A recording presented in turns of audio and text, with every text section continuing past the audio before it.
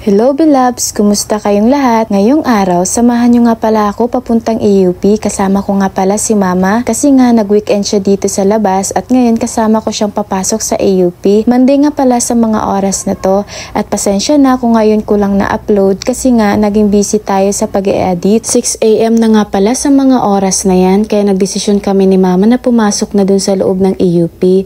At ito nga pala si Mama nagbablog din kaya ayun, dalawa na kami ngayong nagbablog. At ito nga pala, tirik na talagang araw kahit 6 AM pa lang. Sa mga oras na yan, sumakay na nga pala kami ng tricycle para makapunta na kami sa loob ng AUP. Kung mapapansin nyo ang init sa labas, kaya niya nang makasunog ng balat. Kaya delikado talaga, kaaga-aga pa ganito na yung init sa labas. At ayun nga pala yung buhok ko, buhaghag na. Napaisip talaga ako kung naglakad kami ni Mama. Sure ako sobrang init talaga. Higit sa lahat, matatagalan kaming makarating kasi medyo malayo naman kasi yung sa amin guys. Karating na nga pala kami ni Mama at kung napapansin nyo, medyo nag-iba yung kulay ng ating video kasi nga malamig dito sa loob at higit sa lahat, safe pa. Saan ka pa, diba? Pagdating ko nga pala sa AUP, nagbihis agad ako ng uniform at pagkahapon napadalaw nga pala ako dito sa Centennial Park kasi nga simula nung nag-off campus ako, minsan na lang ako nakakagala dito. Pag may pupuntahan lang ako, saka ako napapadaan pero yung as in nagmumuni-muni dito sa Centennial Park, wala na, hindi ko na nagagawa yon kaya ayun, dumaan ako dito. Alam nyo ba guys, na kapag gusto kong mapag-isa, ito talaga yung part ng AUP na gustong gusto kong puntahan. Alam ko kapag nandito din kayo, ito din yung part na gusto yung puntahan sa loob ng AUP.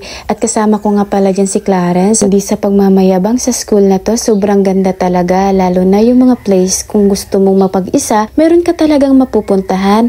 At sa mga oras na yan, ayan na nga pala yung naganap. At yan yung na-post kong video sa inyo. At ito pa nga yung video na yan. May paganyan-ganyan pa nga kami dyan. Kaso hindi ko pa napopost. Ayan nga pala talaga yung Centennial guys. At sa sunod, itutur ko kayo dito sa AUP. Napakaganda dito sa loob guys kung alam nyo lang talaga. Dahil minsan lang kami ni Clarence pumunta dito at dahil na off campus na din ako, minsan na ako napapadalaw dito. Ayan yung naganap. Picture kami ng picture ni Clarence, parang hindi kami taga dito. At ayan na nga pala, kung napapansin nyo, tawang-tawa kami ni Clarence. Kasi nga, minsan lang kami dumalaw dito at yung cellphone halos gusto pa naming punuin, diba? Sino ka dyan? At yan nga pala ang mga naganap sa mga oras na yan. At yung mga nakikita nyong na-post namin na video, dyan yan galing. At dyan parang nag-shooting na nga kami sa mga oras na yan.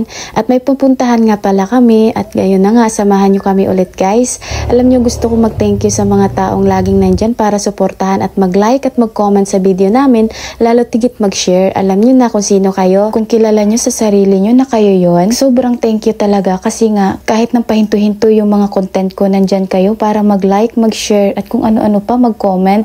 Inaabangan nyo yung mga video ko. Thank you so much talaga guys. Sana sa lahat ng mga nagbablog ngayon, patuloy lang kayong lumaban. Ako lumalaban pa din ako hanggang ngayon. Alam nyo naman kung gaano katagal lang akong nagbablog. Alam yan ng mga kakilala ko. Ano ba yan guys? Hanggang dito na lang. Bye-bye! Thank you for watching everyone!